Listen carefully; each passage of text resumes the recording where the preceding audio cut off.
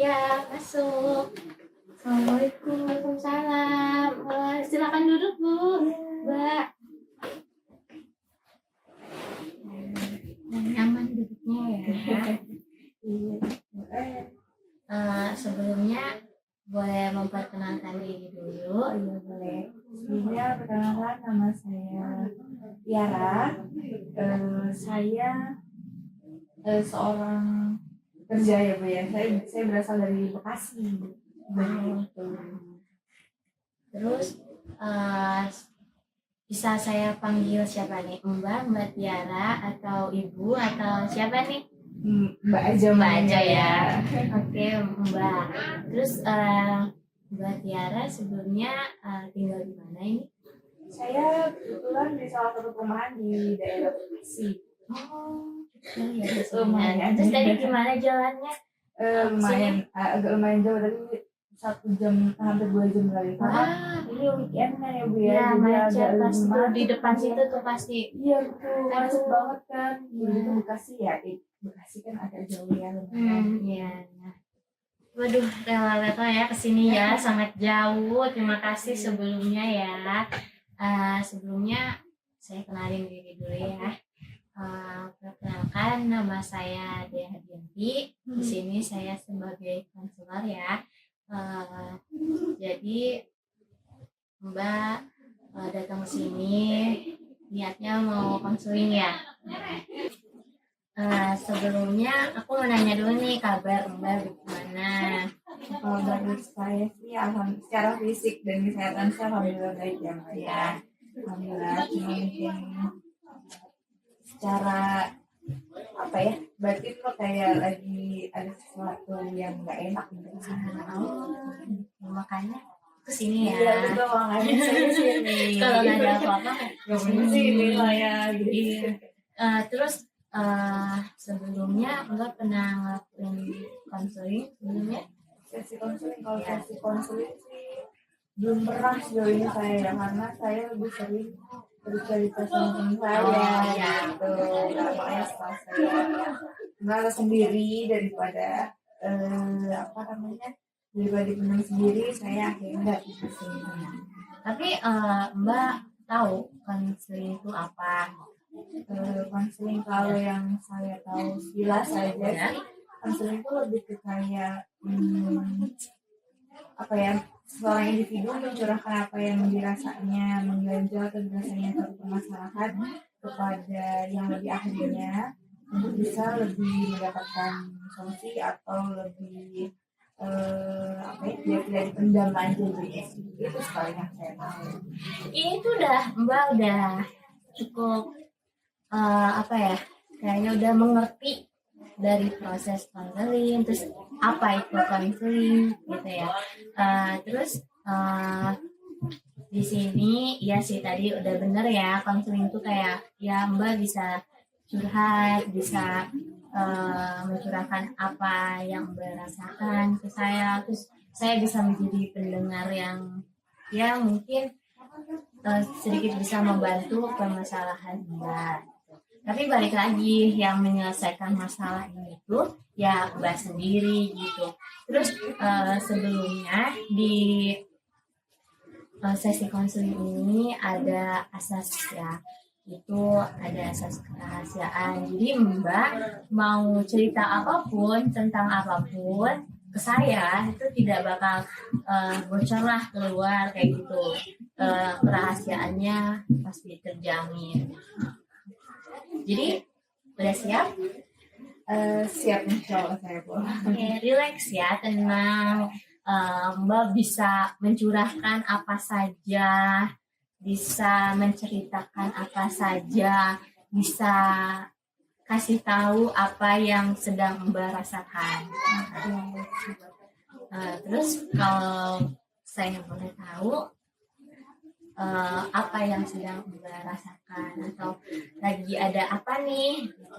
Oke, sebelumnya gimana ya ceritanya? Bingung ya? Bisa kata-katanya gitu ya, masih Kayak agak canggung. iya gitu, sih. Dan agak menurut saya permasalahan yang saya rasa agak complicated ya Mbak. jadi bingung juga gitu. Cuma Mungkin kayaknya karena Mbak sudah terlalu banyak cerita ke teman, kayak cerita ke teman deket nih, Mbak udah tahu wataknya bagaimana, terus ininya gimana, terus sekarang Mbak cerita ke saya yang notabene-nya kita belum pernah ketemu sebelumnya, belum saling mengenal, jadi ya mungkin wajar kalau Mbak merasa canggung lah, mungkin masih takut, masih ragu kayak aduh ini bisa dipercaya nggak nih gitu. Mungkin insya Allah saya bisa Mbak percaya buat Mbak bercerita. Ya nggak usah takut mau cerita apapun.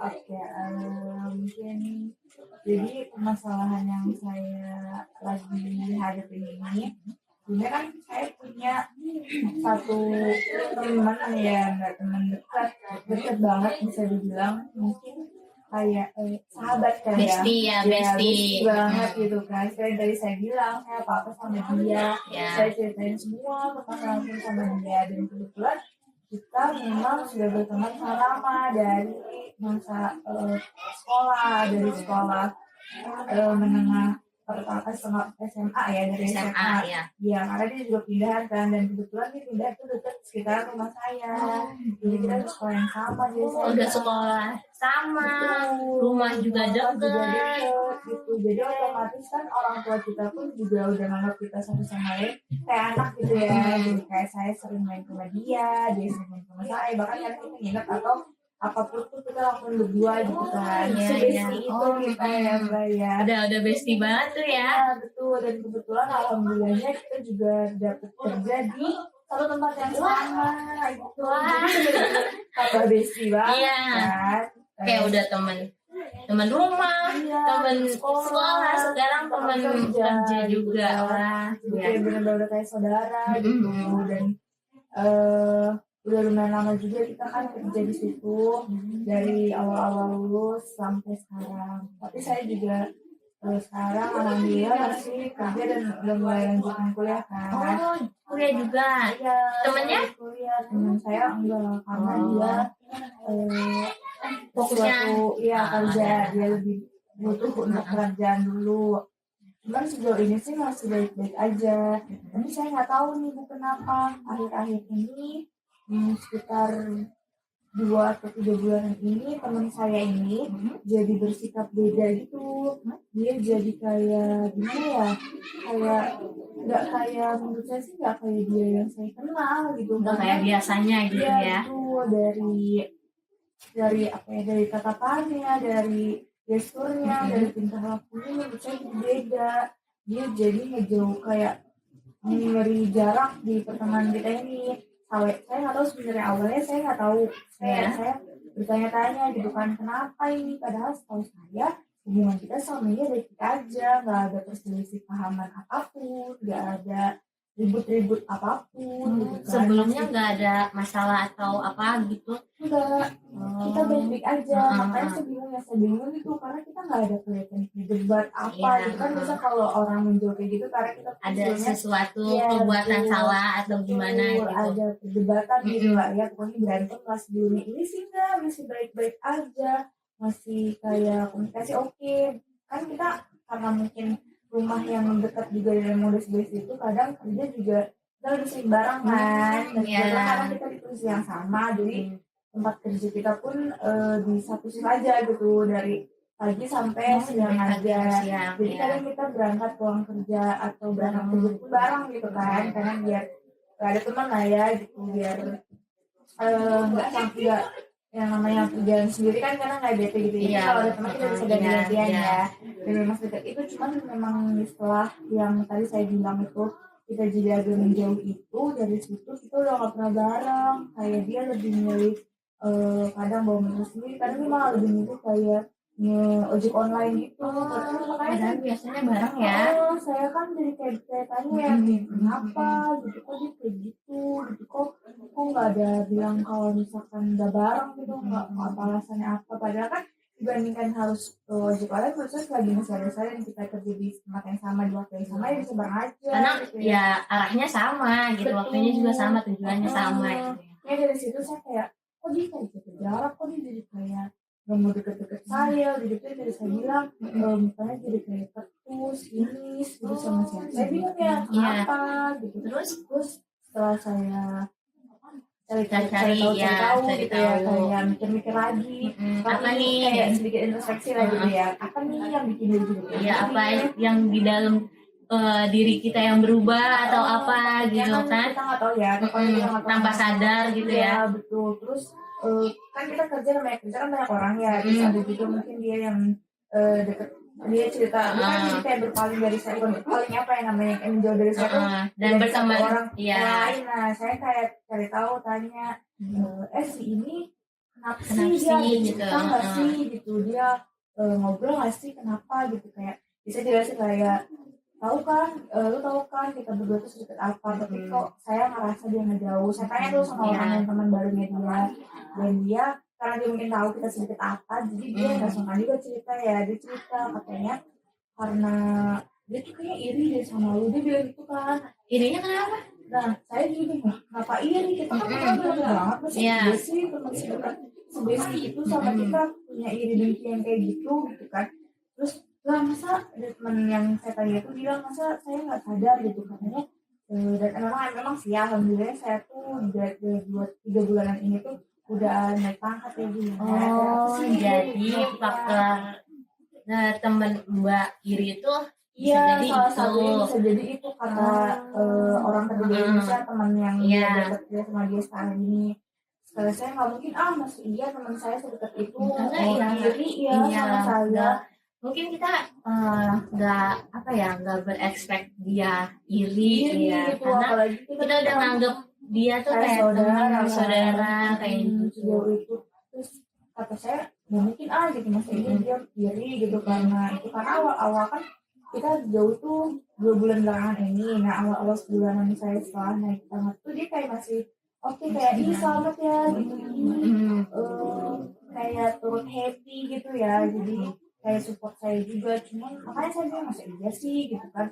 Tapi teman saya yang satu lagi kayak meyakinkan dan kayak membuka pikiran saya gitu, sih nggak sadar kalau dia tuh emang iri gitu. Tahu sendiri kan seperti yang saya bilang kan, saya kan bekerja tidak harus menanggung keluarga gitu ya. Saya bisa untuk membagi untuk kuliah tadi, makanya saya sampingan kerja dan kuliah gitu. Kalau teman saya tadi kan tidak ya, dia lebih fokus kerja karena memang dia anak pertama dan bisa digolongin kayak generasi sandwich ya, harus membiayai adiknya. Dia punya 2 adik kan, jadi dia enggak memilih untuk kuliah, saya kuliah gitu. Terus kata teman saya ya, yang tadi temannya itu dia bilang coba aja dipikir, dia tuh kan memang tulang punggung keluarga, otomatis kalau mungkin dari segi gaji, kalau saya kan sudah nikah jadi gajinya agak naik ya. Terus dia mikir kayak kok dia bisa, ternyata dia kalau cerita sama orang beda dibandingkan sikap dia sama saya kalau alasannya kayak itu.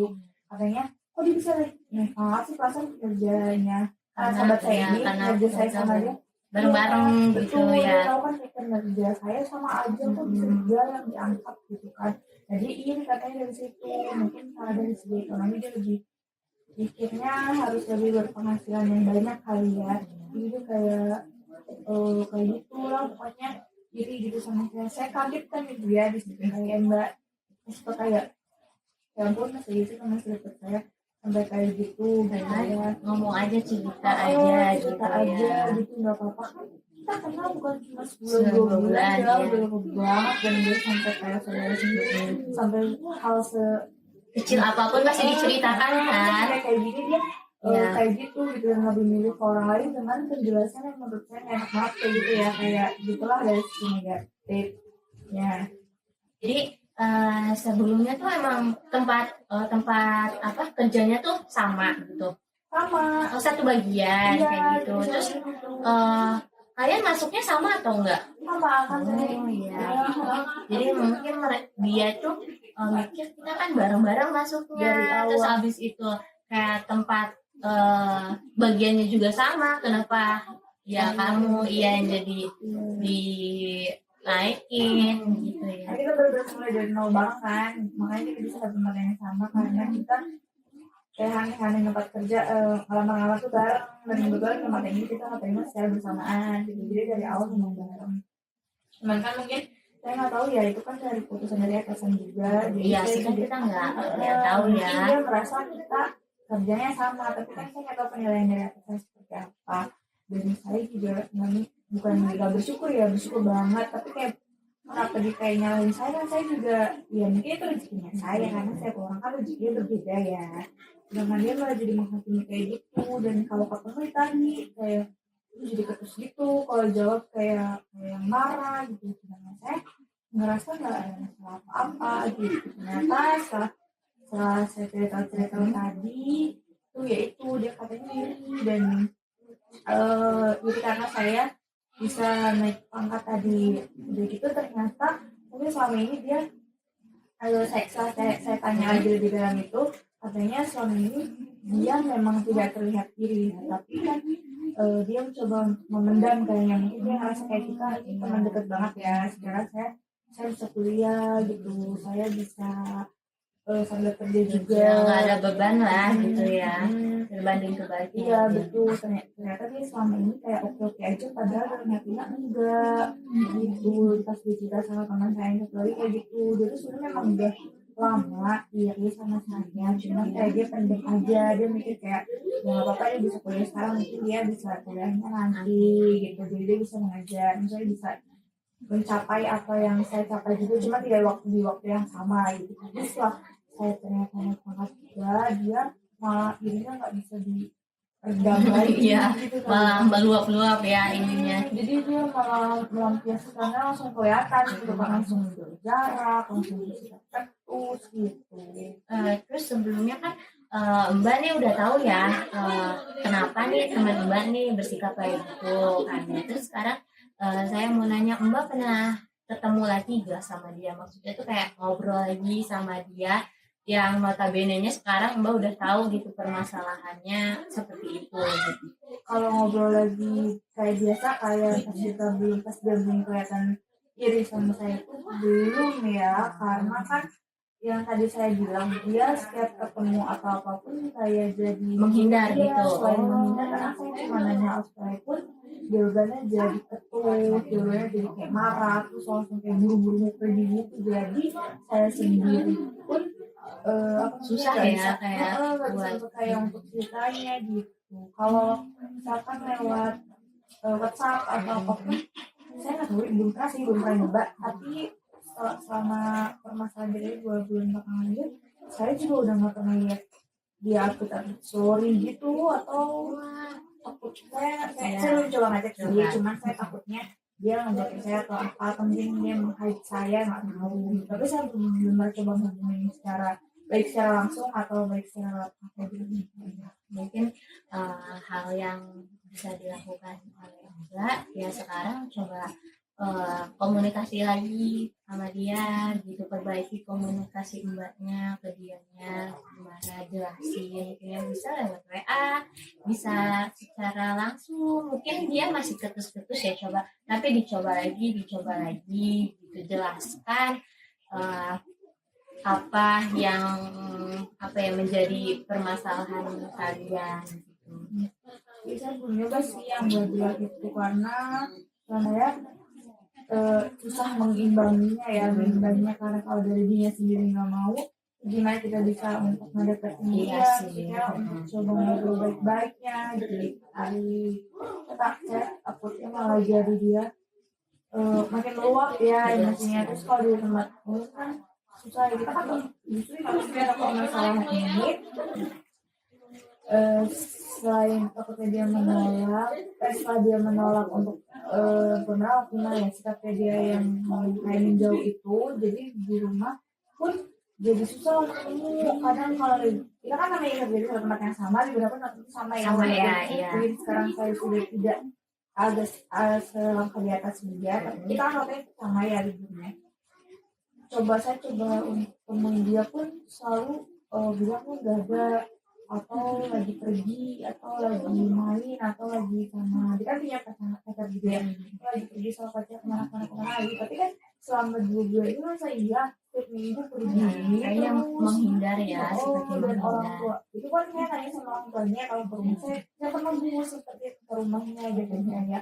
mau coba deh kalau di tempat kerja kan harian takutnya donasinya meluap terus Nggak bisa jadinya kita biarin profesional atau gitu ya. takutnya dia jadi nggak iya itu jadi nggak profesional gitu. Nah orang tuanya juga kayak malah gimana ya malah ikutan Malah bohong ikutan. gitu ya. Oh. Karena kan yang tadi saya bilang nggak mungkin kan ya kalau misalkan di rumah pergi terus setiap minggu gitu. Nah saya kan dia ada di rumah cuma katanya kadang bilang gak ada pergi gitu. Jadi tuh saya juga jujur ya menyikapinya karena saya kan udah di semester akhir juga kuliah ya. Nah, kuliahnya udah semester akhir. Iya, Itu enggak bentrok itu kerja sambil kuliah. alhamdulillahnya enggak karena saya ambil kelas yang karyawan. Kalau kelas karyawan kayak gitu, maaf ya aku nanya nih ya. Kalau kelas karyawan gitu, kuliahnya seminggu full apa gimana? Enggak, seminggu 2 kali. Karena kan kalau saya kerja kan seminggu 6 kali, ya 6 hari berarti kan bulan seminggu sekali doang. Hari Cuma Minggu. itu di hari Minggu atau di hari Sabtu, hari Minggu sih biasanya. Nah saya kalau kerja kan cuma satu shift ya, jadi dari pagi sampai jam 2 doang biasanya. Udah gitu dari sore kan ada waktu luang. Nah biasanya kalau kuliah itu ada yang seminggu sekali kadang, kalau misalkan dari semester kadang seminggu 2 kali, cuma dia ngambilnya kan di malam ya, jadi saya ada waktu pulang kerja, bisa ada waktu sebentar, terus bisa langsung lanjut lagi kuliah. Nah masalahnya dari sekarang itu saya udah di semester akhir, udah mau ngurusin sekarang baru semester 7, jadi udah mulai padat lah ya, ada buat ngurusin apa sempro Iya biasanya di semester 7. ada prakteknya juga kan, jadi saya Nanti lapangan ya. betul ibu, jadi saya agak pusing banget itu banget. Udah masalah udah masalah apa ya teman tadi kan jadi kayak aduh gitu takutnya kan masuk lagi gitu kan. Jadi kan yang buat kerja pun menurut saya itu jadi kayak gak profesional ya, karena dia mencampur adukan permasalahan pribadi kita sama permasalahan kerja kan jatuhnya itu. Iya. Memang jatuhnya kan itu cara dia ya, masalahnya masalah kerjaan sih itu karena saya sering lagi dari dia jabatannya, dan dia malah jadi kita baru teman kita itu dia, jadi kayak gak profesional menurut saya dari segi kerjaan pun. Kalau masalah pribadi ya udah masalah pribadi, jangan dicampur adukan ke ada kerjaan. Biasanya kan kalau kayak gitu kayak ngacauin semuanya ya gitu. Jadi pusing, jadi kayak agak stres gitu. Tambah lagi yang tadi saya cerita di awal kan, apa kan semuanya ceritain ke dia kan.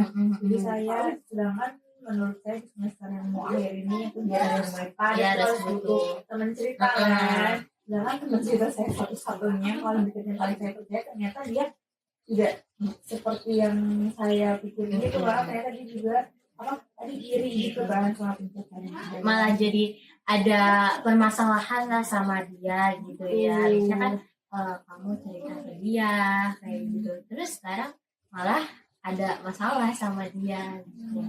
Betul, jadi saya bingung. Ya jadi bisa kebayang sih gimana hektiknya ya. Kalau ya permasalahan kamu, terus kerjaan kamu, terus skripsi kamu lah, atau kamu udah di semester 7 ini. Betul, jadi saya bingung karena memang ya tadi happy gitu kan, bingung gimana ngapainnya gitu. Nah saya gimana gitu caranya supaya bisa memperbaiki, harus sih karena nggak mungkin itu teman kamu yang udah paling lama ya. Iya, nggak mungkin pertemanan hancur cuman karena mungkin bisa dianggap hal sepele atau hal yang ya bulan nggak mungkin juga misalkan asalnya saya malah saya keluar dari kerjaan cuma karena biar dia nggak mungkin, karena itu karena pekerjaan saya gitu kan. Saya kuliah ya saya bayarnya karena saya kerja itu masih saya keluar, sedangkan di semester sekarang tuh benar-benar banyak banget pengeluaran kan ya gitu. Dan masa iya saya yang ngalah, kita kan bisa menyelesaikannya dengan baik gitu. Tapi saya juga bingung gimana tuh cara anaknya untuk bisa nyelesain sama dia gitu. Mungkin menurut saya ya bisa dimulai dari memperbaiki komunikasi sih. Kayak cobalah untuk ngomong. Kayak kita harus bisa lebih ekstra menghadapi dia gitu loh. Kita harus bisa berusaha karena tapi di diri kita juga harus ditanamin nih kayak kita nggak mau nih persahabatan ini tuh hancur, jadi kita harus kayak berjuang gitu walaupun ya beberapa kali, satu dua kali dikacangin apa ya, beberapa kali mungkin kita masih bisa coba lagi ngomong ke dia, jelasin eh, apa ya yang terjadi kayak gitu. Yang benar yang tadi Mbak bilang, komunikasi kita sekarang memang malah jadi memburuk karena setelah kejadian itu saya yang takut hubungin dia, tapi saya malah nunggu kabar dia yang ngubungin duluan. Sedangkan itu suatu ketidakmungkinan. Iya, kayaknya dia nggak ada pergerakan gitu ya. Mungkin Mbak yang harus gerak nih gitu demi mempertahankan pertemanan ini gitu. Iya betul. Mungkin nanti saya kalau dari sini kayaknya sambil jalan pulang sambil saya mengumpulkan keberanian untuk bisa memperbaiki komunikasi, atau mungkin ya minimal ngechat dia duluan kali ya, pelan-pelan ya, walaupun nanti mungkin responnya tidak sesuai yang diharapkan, tapi seperti yang Mbaknya tadi bilang, saya akan terus coba pelan-pelan ya apa pas saya menurunkan egonya, karena mungkin memang saya yang jauh lebih tahu dia kan dari kita selama ini, jadi saya harusnya tahu memang gimana cara menyikapi Tapi dia. agak susah ya ngadepinnya ya gitu. Jadi seperti yang Mbak Tiara bilang tadi ya, kalian udah berteman lama, udah dianggap sebagai saudara. Jadi ya mungkin Mbak Tiara harus melakukan sesuatu pergerakan terlebih dahulu gitu ya. Jadi kan Mbak Tiara yang lebih tahu lah dia gimana, sikap dia gimana, kayak kalian kan udah berteman lama nih ya. Jadi Mbak Tiara tahu lah apa yang Mbak Tiara akan lakukan kepada dia dan sikap apa yang bakal Mbak Tiara kasih ke dia gitu. Iya sih, betul sekali yang Mbak Dia bilang. Soalnya saya mungkin karena selalu pikiran bercabang ya, dalam banyak banget pikiran yang kayak tadi, perkuliahan juga kerjaan, karena kan naik pangkat tidak segampang dari enaknya orang pikir ya, karena pasti tekanan pekerjaannya pun beda. Sedangkan yang lain pikirnya kayak dari segi gajinya aja enak banget nih, naik ini tuh gajinya gede tambah naik dan lain-lain, padahal tekanan kerjanya kan beda ya. Jadi saya juga bingung dan sampai kayak kepikiran sama yang tadi Mbak Mbak Dia itu yang Mbak Dia bilang, saya jadi bingung, padahal saya bisa aja tadi yang Mbak Dia bilang saya dengan makin lama dan saya lebih tahu dia terus karena saya gitu, jadi saya bingung juga ya kemarin. Sekarang alhamdulillah jadinya saya kepikiran jadi cara ngerasainnya. Mungkin ya tadi yang Mbak Dia bilang, saya bisa awalin komunikasi duluan, gak apa-apa lah saya nurunin ego ya, karena saya sendiri mungkin yang memang dulu lebih tahu dia, karena pertemuan kita udah lama banget, jadi saya tahu dan emang lama jadi pasti banyak masalah juga saya, jadi saya pasti bersalah karena sebelumnya pasti ada permasalahan yang pernah dilalui gitu loh. Ini bukan permasalahan yang pertama gitu loh, pasti ada lah, dan kalian bisa ngelewatin itu semua gitu. Tapi sebelumnya saya mau nanya, ini kan Mbak kayak baru naik jabatan ya, terus Mbak kuliah juga, itu nggak bentrok apa?